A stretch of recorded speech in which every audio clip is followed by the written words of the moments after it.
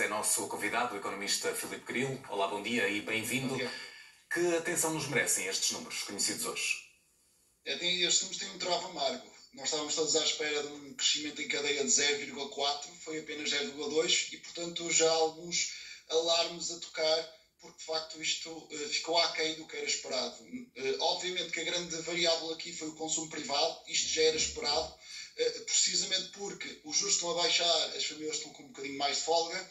Também houve a devolução do IRS que deu ainda mais folga aqui em setembro para alimentar o consumo das famílias e, portanto, neste momento, as previsões de crescimento da economia sustentadas, por exemplo, no Orçamento de Estado, que é de 1,8% até o final do ano, só podem ser confirmadas se o quarto trimestre tiver um crescimento muito interessante, neste caso do 0,8%, ou seja, teria que ser uma aceleração muito interessante da economia para confirmar estas previsões e isto acaba por deixar algumas pessoas em alarme. E é possível ainda chegarmos a essa aceleração que refere? É possível, mas mais uma vez vai ser muito por culpa do consumo. Portanto, nós teríamos que ter, mais uma vez, o aumento das pensões que foi entregue agora aos pensionistas e também a segunda tranche da devolução do IRS para as pessoas poderem consumir e, nesse sentido, fazer crescer a economia. Pode não ser bom sinal, até porque fazer crescer a economia a partir do consumo interno não dava um resultado no final. Mas pode ser possível.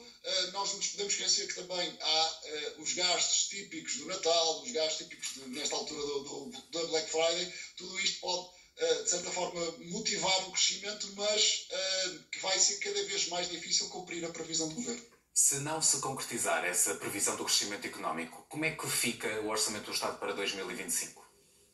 Tendo em conta que há um pouco de margem, aliás, o próprio Conselho de Finanças Públicas ontem veio dizer que há mais de 300 milhões de euros de margem orçamental estimada, ou seja, o Governo escondeu ali 300 milhões de euros para lidar com eventuais imprevistos. O Governo, neste caso, obviamente que está um pouco reticente, mas ao mesmo tempo sabe que tem estas margens pelo menos para gerir a situação financeira da República. E, portanto, o que mais me preocupa neste momento é o que vem a seguir, ou seja, não é o que vai acontecer até ao final do ano. No final do ano, acho que as contas estão relativamente tranquilas, há margem suficiente para termos excedente e, portanto, aqui não fica nada em causa. O problema é se, de facto, a economia começa a desacelerar, muito por culpa dos nossos parceiros comerciais, e isso pode traduzir, então, uma menor receita fiscal e, por causa disso, provavelmente o Governo vai ter que acionar as suas cativações, que também já foram faladas nesta discussão para o Orçamento do Estado, para garantir que o excedente aconteça.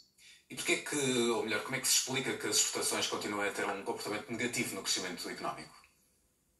Aqui temos as duas componentes, são as exportações e são as importações. Ou seja, nós nas exportações temos tido alguma dificuldade porque os nossos parceiros estão com dificuldades económicas. Vamos pensar, por exemplo, na Alemanha. A Alemanha está em recessão e quando a Alemanha produz menos, consome menos os nossos produtos e, portanto, nós acabamos por exportar menos. Portanto, este é um dos componentes. Mas depois há outra componente que é, pelo facto de nós estamos a consumir mais, consumimos também mais produtos que vêm do exterior, ou seja, as nossas importações aumentam. E, portanto, quando nós fazemos o saldo, nós vemos que, neste momento, as importações estão a crescer mais que as exportações e, por causa disso, não está a haver um crescimento tão acelerado cá dentro, porque nós estamos a consumir coisas que não são produzidas cá, estamos a consumir coisas que são produzidas lá fora e, portanto, o crescimento vai para lá fora, assim, do ponto de vista simplista.